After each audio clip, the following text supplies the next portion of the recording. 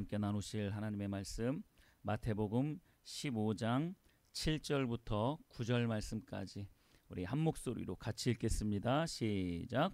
외식하는 자들아, 이사야가 너희에 관하여 잘 예언하였도다. 일러스되 이 백성이 입술로는 나를 공경하되 마음은 내게서 멀도다. 사람의 계명으로 교훈을 삼아 가르치니 나를 헛되이 경배하는도다 하였느니라 하시고. 아멘. 네.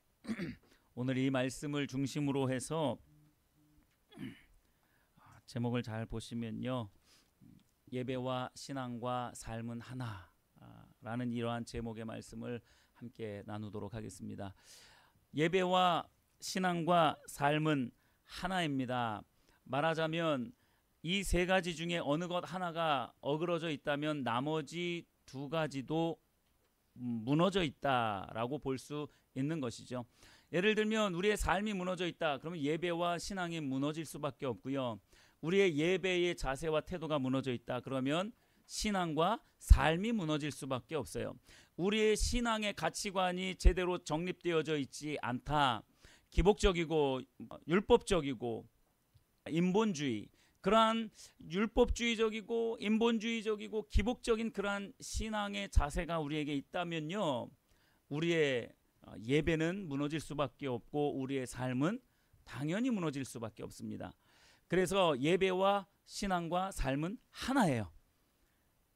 여러분, 오늘 이 부분을 정확하게 이해를 하고 가시면 좋겠습니다. 오늘 말씀을 한번 보세요. 이 말씀을 중심으로 해서 이제 몇 부분 말씀을 같이 살펴볼 건데, 잘 보십시오. 7절부터 외식하는 자들아, 이렇게 말하죠. 외식하는 자들아. 겉과 속이 다른 거예요. 겉은 번드르르하죠. 그러나 속은 완전히 자신의 욕심과 자기의 성공과 여러 가지, 여기서 말하는 이 외식하는 자가 누굽니까? 너무나 잘 알고 있듯이 바리새인이잖아요. 바리새인이 어떤 사람입니까?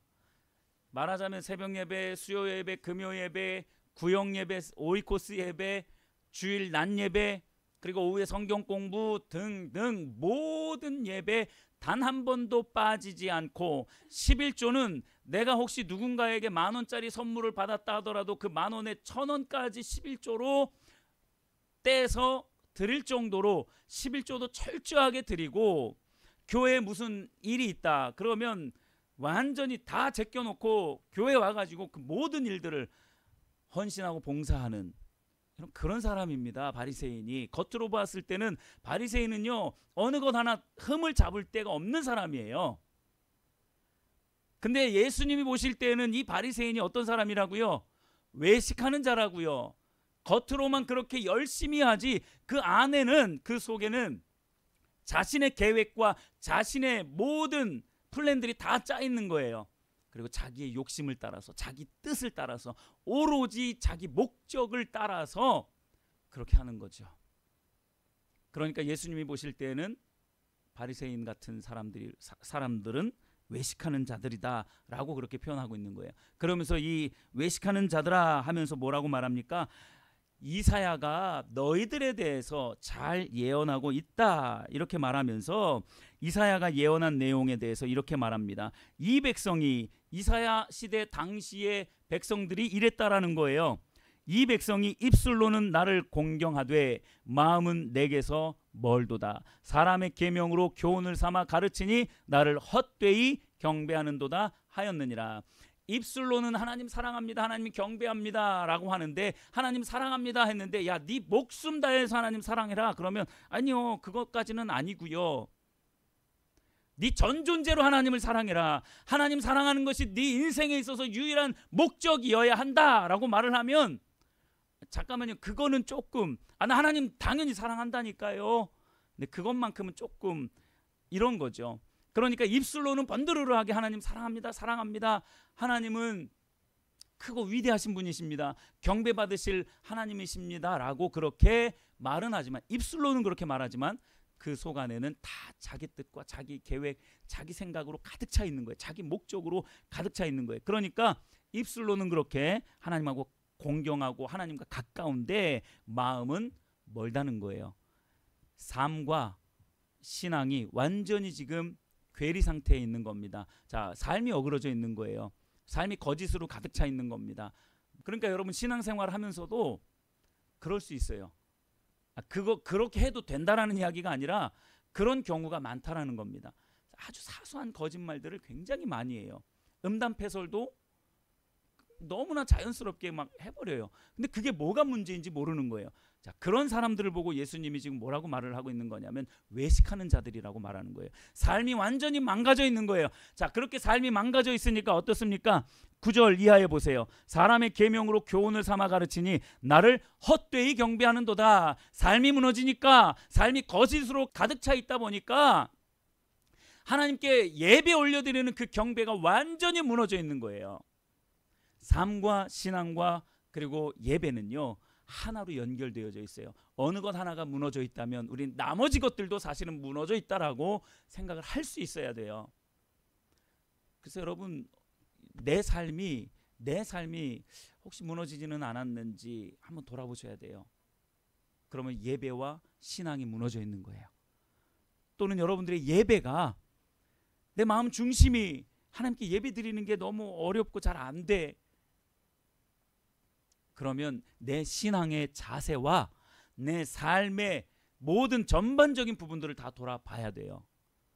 어느 것 하나라도 무너져 있다라면 나머지 것들도 온전할 수가 없다라는 것입니다. 여러분, 말씀을 또 한두 구절 정도 좀 찾아보려고 합니다. 사사기 21장 25절에 보면, 제가 읽어드릴게요. 사사기 21장 25절에 이렇게 말합니다. 그때 이스라엘에 왕이 없으므로 사람이 각기 자기의 소견에 옳은 대로 행하였더라. 이 말씀 사사기 말씀이잖아요.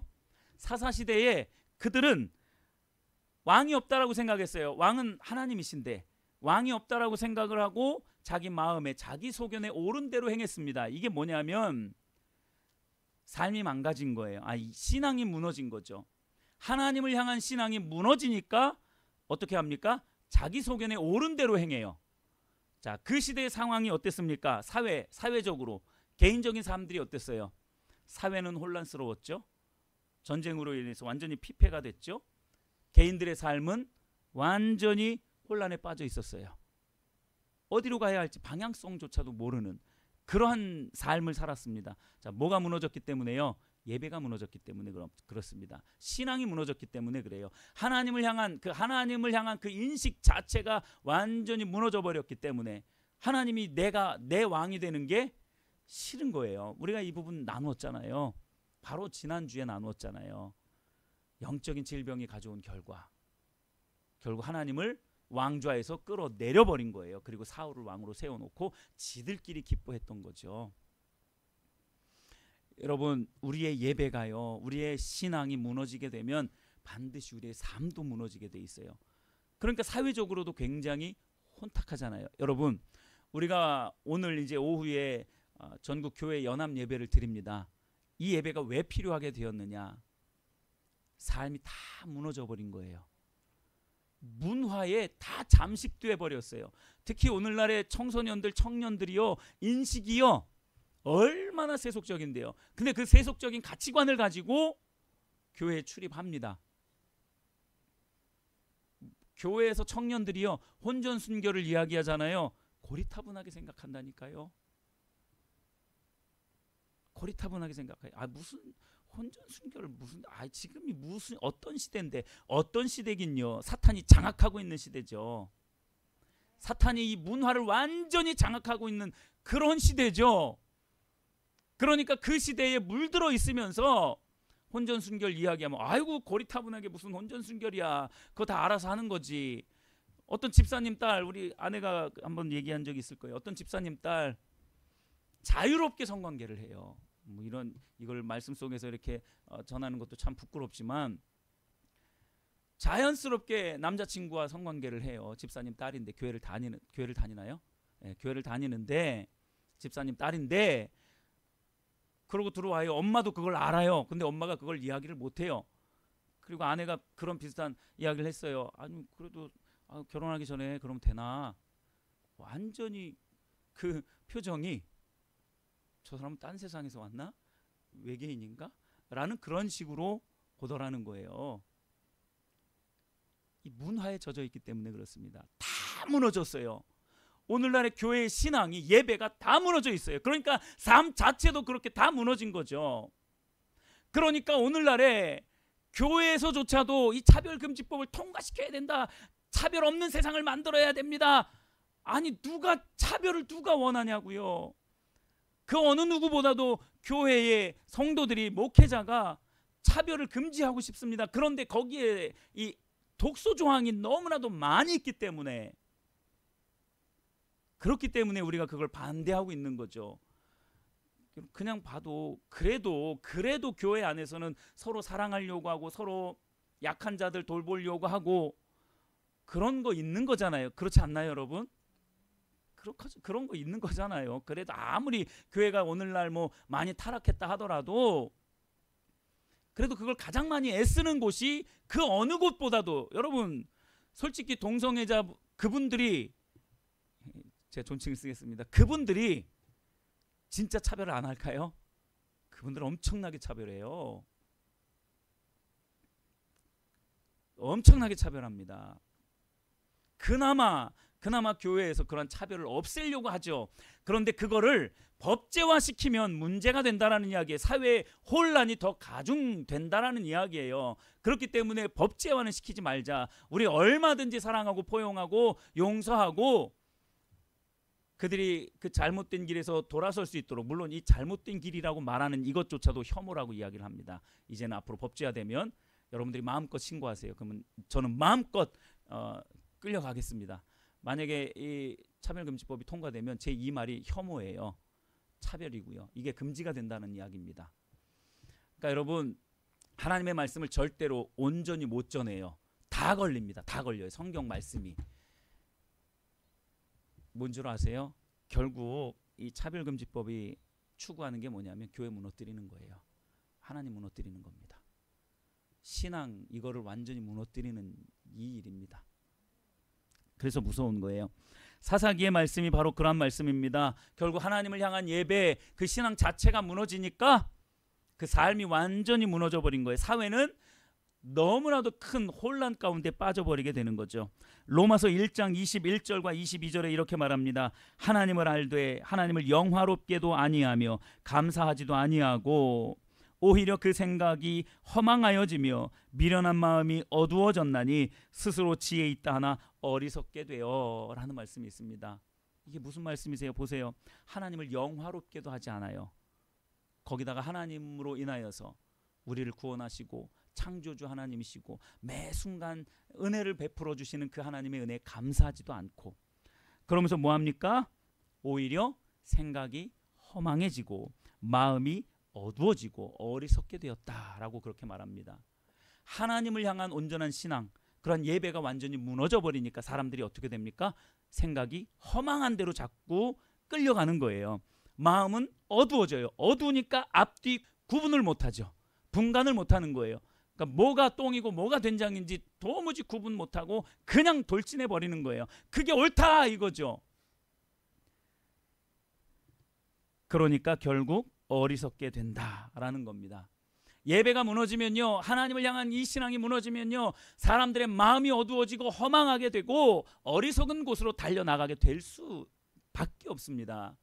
그렇기 때문에 예배가 중요한 것이고 우리가 이 신앙을 지켜내야 하는 겁니다. 그래서 우리가 어떻게 해야 되느냐? 그러면 이 시대 가운데 우리가 어떻게 해야 되느냐? 따라해 보겠습니다. 여호와께 돌아가야 한다. 여호와께로 돌아가야 돼요. 여호와께로 돌아가야 합니다. 여호와께로 돌아간다라는 말은 한마디로 말하면 신앙의 본질로 돌아가야 된다라는 거예요. 신앙의 가장 핵심적인 가치, 하나님을 알고 사랑하는 그 자리로 돌아가야 한다라는 거예요. 하나님을 경험적으로 알고 그리고 하나님을 내 생명 다하여 전 존재로 사랑할 수 있는 그 자리, 그 신앙의 자리로 돌아가야 이것이 회복이 될 수 있는 거예요.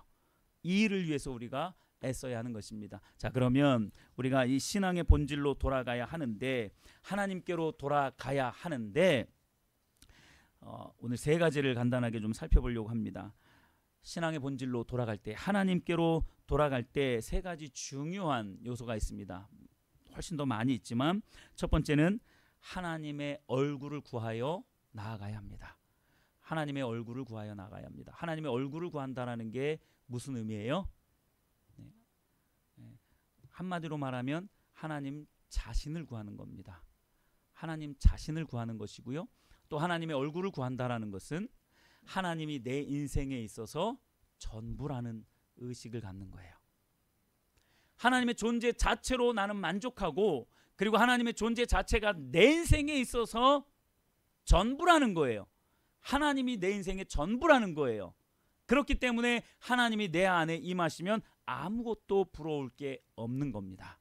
하나님을 진짜 만난 사람은요, 하나님을 진짜 경험한 사람은요, 아무것도 부러운 게 없어요. 왜냐하면 하나님이 내 안에 계시기 때문에. 그게 하나님의 얼굴을 구하는 거예요. 하나님의 얼굴을 구하는 것에 반대되는 개념이 뭐죠? 하나님의 뭘 구하는 거예요? 하나님의 손을 구한다. 하나님의 손을 구한다라는 게 뭡니까? 하나님, 이 손이 의미하는 게 뭐예요? 능력이잖아요. 하나님의 능력, 또는 하나님이 베풀어 주시는 은혜, 그러한 것들. 그러니까 이 이야기를 하면 항상, 지금도 아마 좀 고민되는 분들이 있을 거예요. 그러면 나의 필요 또는 하나님의 능력, 하나님의 은혜, 이거 구하면 안 되는가? 누가 구하지 말래요. 성경에 보면 얼마나 많이 구했습니까? 그런데 중요한 게 뭐냐? 먼저 하나님의 얼굴만을 구해야 된다는 이야기예요. 먼저 하나님의 얼굴만을 구하는 그 자세가 있어야 돼요. 나는 하나님만으로 만족합니다. 하나님이 내 인생에 있어서 전부입니다 라는 그 의식이 있다라면, 그 사람이 때로는 자식이 아파서 하나님 우리 아이 좀 낫게 해주세요, 고통 가운데 있습니다, 낫게 해주세요 라고 기도한다면 그것은 손을 구하는 기도가 아닌 거예요. 왜냐하면 그 사람은 이미 하나님이 전부가 되었기 때문에, 하나님이 어떻게 하시든지 그것으로 인하여서 하나님께 감사를 올려드리고 찬사를 올려드릴 사람이기 때문에 더 이상 손을 구하는 게 아닌 거예요. 그러니까 여러분, 우리가 하나님의 얼굴을 구하여서 나아가는 신앙이 너무나도 중요합니다. 그게 하나님께로 돌아가는 첫 번째입니다. 자, 두 번째, 하나님을 향한 배고픔이 있어야 돼요. 여러분, 배고픔은 어때요? 저는 그런 친구를 알고 있어요. 아주 가까운 친구인데요. 벌써 30년이 넘었네요. 친구로 30년이 넘은 친구가 있는데, 목회를 하는 친구입니다. 근데 그 친구가 고등학교 때 만나면 어느 순간 갑자기 예민해져 있어. 괜히 별말도 아닌데 막 화를 내. 몇 번 이걸 경험하다 보니까 이게 패턴이 있더라고요. 배고플 때 그러더라고요. 점심시간이 다가왔는데 밥을 안 먹은 거야. 그래서 야, 밥 먹자. 그래서 밥을 먹었더니 얼굴이 완전히 화사해져요. 그렇게 친한데도 배만 고프면 그렇게 화를 내더라고. 그래서 나중에 알았어요. 아, 이 배에 뭐가 들어가면 화를 안 내는구나. 그래서 먼저 먹고 시작을 해요. 그런 일이 있습니다. 여러분, 배고픔이라는 거는요, 그만큼 간절한 거예요. 간절히 필요한 거죠. 우리가 하나님께로 돌아가려면요, 신앙의 본질로 돌아가려면 하나님을 향한 이 배고픔이 있어야 돼요. 하나님을 간절히 바라는 거죠. 시편 42편 말씀, 사슴이 시냇물을 찾기에 갈급함같이 내 영혼이 주를 찾기에 갈급하니이다. 이 고백이 무슨 고백이에요? 사슴이요, 물을 찾는데 목숨을 걸고 그 물을 찾는 거예요. 지금 다른 짐승에 의하여서 내가 잡아 먹힐 수도 있지만, 잡혀 먹힐 수도 있지만, 그럼에도 불구하고 그 물이 나에게 있어서 절실한 거예요. 그만큼 물이 절실한 만큼 그 시편 기자가 누구를 찾기에 갈급하다라는 거예요? 하나님 찾기에 갈급한 거예요. 생명 걸고 하나님을 찾기를 원하는 거죠. 여러분, 이 자세가 우리에게 있어야 되는 거예요. 그래야 우리의 예배가 회복이 되어지고요, 우리의 신앙이 회복되어지는 거예요. 왜 그러한 갈급함이 있습니까? 하나님이 내 인생에 있어서 유일한 가치니까, 유일한 가치이기 때문에. 지금 당장 마시지 않으면 나는 죽으니까, 나는 하나님 없이는 죽은 인생이라는 그러한 의식이 있기 때문에 하나님을 그렇게 목숨 다해서 갈망하는 거예요. 그러한 갈망의 자세가 있을 때 우리의 예배가, 우리의 신앙이 회복되는 겁니다. 그러면 또 뭐가 회복이 된다고요? 삶이 회복되어지게 되어 있어요. 하나님은 우리 인생의 주관자이시기 때문에요, 결국 우리의 예배와 우리의 신앙의 자세가 바뀌어지고 세워지기 시작하면 조금씩, 때로는 콩나물에 물을 부을 때 아무것도 효과가 없는 것 같아 보이지만 결국은 그 물을 조금씩 흡수해서 자라나는 것처럼 우리의 삶도 회복될 수 있다라는 거예요. 회복되어진다라는 것입니다. 마지막 세 번째로 예배를 의지를 들여서 선택해야 된다라는 거예요. 예배는 저절로 되지 않습니다. 할렐루야. 예배는 절대로 저절로 되지 않아요. 하나님이 임하셔야 됩니다. 성령께서 임하셔야 그 예배는 드려질 수 있는 거예요. 자, 이렇게 말을 하니까 사람들이 그렇게 생각을 합니다. 그러면 나는 가만히 있으면 성령님 알아서 하세요. 그 자세의 사람에게 성령님 임하실까요? 절대로 임하지 않습니다. 절대로 임하지 않아요. 혹시 간혹 10,000분의 1만 명 중에 한 명 하나님이 특별한 계획을 가지고 그 사람을 써야 되겠다 싶어가지고 그렇게 교만해져 있는 그 사람에게 하나님이 임하셔가지고 갑자기 만나셔가지고 그냥 눈물 콧물 흘리면서 하나님을 고백하고 자신의 죄를 회개하면서 하나님께로 돌아가는 뭐 그런 일들을 뭐 10,000분의 1, 1000분의 1 그렇게 있을 수는 있어요. 그러한 부분은 우선 제외해 놓고 그러한 자세로 임하고 있는 사람에게 성령님은 임하지 않아요. 그렇기 때문에 우리가 하나님께로 돌아가기 위해서는 예배를 의지적으로 선택해야 된다는 이야기예요. 의지적으로 선택해야 돼요. 내가 그러할지라도 내 상황과 형편이 그러할지라도 하나님을 예배하겠다라는 그 선택을 우리가 해야 된다라는 겁니다. 상황과 형편, 우리를 둘러싸고 있는 환경이 어떠하든지 간에 나는 예배하기로 선택하겠습니다 라고 하는 거예요. 그것이 가장 중요합니다. 환경과 상황, 형편 그것과는 아무 상관이 없어요. 우리가 예배를 선택한다라는 거. 우리 하박국 선지서의 말씀을 같이 한번 찾아서 읽어보고 좀 말씀을 마무리해 가보도록 하겠습니다. 자, 하박국 3장 17절부터 19절 말씀 한번 보실래요? 제가 읽어드리겠습니다. 하박국 3장 17절부터 19절 말씀입니다. 비록 무화과 나무가 무성치 못하며 포도나무에 열매가 없으며 감람나무에 소출이 없으며 밭에 먹을 것이 없으며 우리의 양이 없으며 외양간에 소가 없을지라도 나는 여호와로 말미암아 즐거워하며 나의 구원의 하나님으로 말미암아 기뻐하리로다. 주 여호와는 나의 힘이시라. 나의 발을 사슴과 같게 하사 나를 나의 높은 곳으로 다니게 하시리로다. 아멘. 여러분 보세요. 상황과 형편, 환경은 어떻습니까? 외양간에 소가 없어요. 우리의 양이 없어요. 포도나무 열매가 없어요. 이거는요 그저 내가 먹고 살 게 없다 이걸 말하는 게 아니라 환경 전반적인 환경 가운데 펼쳐져 있는 전반적인 문제들을 말하는 거예요. 문제로 산적해 있는 겁니다. 그렇게 문제로 산적해 있어요. 삶이 완전히 무너져 있죠. 삶이 무너져 있는 거예요. 이거는. 그러나 삶이 무너져 있지만 여호와로 말미암아 나는 기뻐합니다 라고 말하는 거예요. 이게 뭡니까? 여호와만 나에게 있어서 유일한 가치라는 거예요. 그분만이 나에게 기쁨을 주실 수 있는 분이라는 그 유일한 생각, 유일한 이 가치, 그걸 하나님 앞에 두었기 때문에 이 사람은 하나님을 기뻐할 수 있는 거예요. 즐거워할 수 있는 거예요. 예배할 수 있는 거죠. 이렇게 신앙이 세워지면요 보세요 어떻게 되는지 보세요. 19절 말씀이죠. 주 여호와는 나의 힘이시라. 나의 발을 사슴과 같게 하사 나를 높은 곳으로 다니게 하실 것입니다. 환경이 무너졌을 때 예배로 신앙으로 그걸 극복을 해보십시오. 환경이 다시 살아난다니까요. 사슴처럼 높은 곳에 뛰어다니게 만들어 주신다니까요. 물론 사슴처럼 뛰어다니려고 하나님 예배합니다 이런 건 당연히 아니죠. 그 속을 누가 모르겠습니까? 이런 것 저런 것 따지지 아니하고 오직 하나님만이 내 인생에 있어서 유일한 가치이기 때문에 하나님만을 내가 예배합니다. 그 신앙을 가지고 내가 일평생 살아가겠습니다. 다른 어떠한 아무것도 나에게 주어지지 않는다 하더라도 나는 하나님으로 인하여서 기뻐하겠습니다. 하나님만이 내 인생의 유일한 가치입니다 라고 할 때에 우리가 하나님께로 돌아간 거예요. 여러분 여호와께로 돌아가게 되기를 예수님의 이름으로 축복합니다. 네, 간단하게 우리가 오늘 말씀을 통해서 예배와 신앙과 삶은 하나다라는 이 부분을 같이 살펴봤어요. 여러분 꼭 기억하셨으면 좋겠습니다. 어느 한 영역이 무너지면 나머지 것들이 무너지게 되어 있어요. 근데 아까 보세요. 이 삶이 무너졌어도 신앙이 무너지지 않으니까 삶도 회복되잖아요.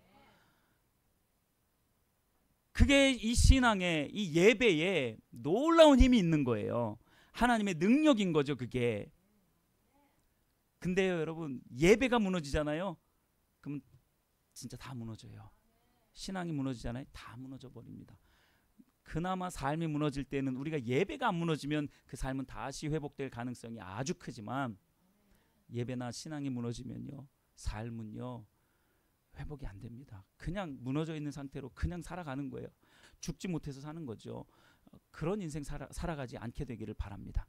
우리 사랑하는 회복가 부흥교회 모든 성도님들, 예배와 신앙과 삶은 하나다라는 이 의식 반드시 가지시고, 어떤 한 영역이 무너져 있다라면 반드시 회복하기 위해서 어디로 돌아가라고요?